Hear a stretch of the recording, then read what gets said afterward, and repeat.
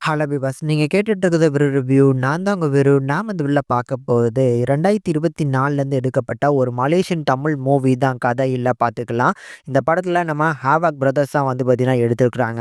இந்த படத்தோட கதைய பொறுத்தளவுக்கு ஒரு இரவு நடக்கக்கூடிய சம்பவங்கள் அப்படிங்கிற மாரி தான் இந்த படத்தோட தீம் நகருது. ஒரு பெரிய ஹைப்பர் லிங்க் ஸ்டோரி மாரி எக்கச்சக்கமான கேரக்டர்ஸ் எடுத்திருக்கிறாங்க.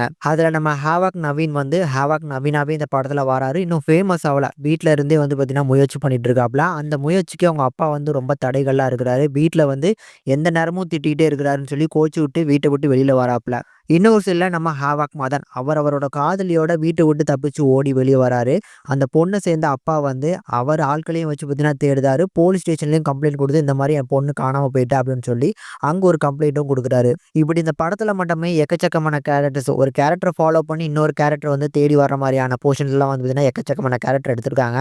இத்தன கேரக்டர்ஸும் எப்படி கனெக்ட் ஆயிக்கிறாங்க? இந்த கேரக்டர்ஸ வச்சு இவங்க என்ன பண்ண போறாங்க? அப்படிங்கிறது தான் அந்த படத்தோட கதையா அமைஞ்சிருக்கு.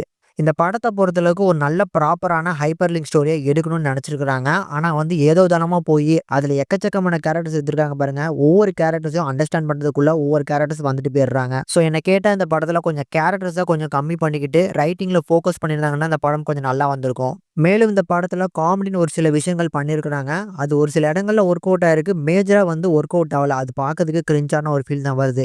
அந்த ஒர்க் அவுட் ஆன காமெடியுமே எதனால ஒர்க் அவுட் ஆயிருக்கும் அப்படின்னா, இவங்க பேசக்கூடிய அந்த ஸ்லாங். மலேசியால வந்து ஒவ்வொரு விஷயங்களும் அவங்க வந்து வேற மாரி கூப்பிடுறாங்க. உதாரணத்துக்கு வந்து நம்ம பைக்குன்னு சொல்றோம்னா, அவங்க வந்து மோட்டோன்னு கூப்பிடுறாங்க.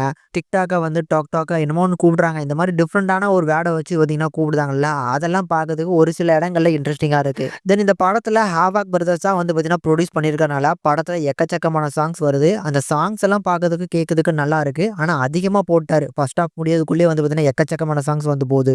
நடிச்ச நடிகைகளோட பெர்ஃபார்மன்ஸும் ஒரு இம்மேச்சூரான ஒரு பெர்ஃபார்மன்ஸ் தான் குடுத்துருக்காங்க. அதுலயுமே முகின்னு ஒரு கேரக்டர் வரும் நெனைக்கிறேன். பேர் கரெக்ட்டா சொல்றேன்னு நெனைக்கிறேன். அந்த கேரக்டர் தான் வச்சு ஒரு ட்விஸ்ட் வச்சிருப்பாங்க கிளைமாக்ஸ்ல. அந்த கேரக்டரோட பெர்ஃபார்மன்ஸ் அந்த கேரக்டருக்கு ஏத்த மாரியான ஒரு பெர்ஃபார்மன்ஸே குடுக்கல அவங்க. மித்தபடி முடிஞ்சா ட்ரை பண்ணி பாருங்க. ஒரு ஒன் டைம் வாட்சபிள் மூவி தான். பார்க்கவே முடியாத அளவுக்கு ஒரு படம் அப்டின்னுலாம் சொல்ல முடியாது. ஒரு சில இடங்கள்ல ஃபன்னா ஒர்க் அவுட் ஆயிருக்கு. முடிஞ்சா வேணா ட்ரை பண்ணி பாருங்க. இந்த கதை இல்ல பார்த்துக்கலாம் அப்படிங்கிற திரைப்படத்துக்கு நம்ம சேனல்ல குடுக்கக்கூடிய ரேட்டிங் வந்து 5க்கு 2 வரைக்கும் ரேஷியோ குடுத்துருக்கோம். முடிஞ்சா ட்ரை பண்ணி பாருங்க. ஃபேமிலி வாட்சபிள் தான். பெரிய லெவல்ல அடல்ட் கன்டென்ட்லாம் இல்ல.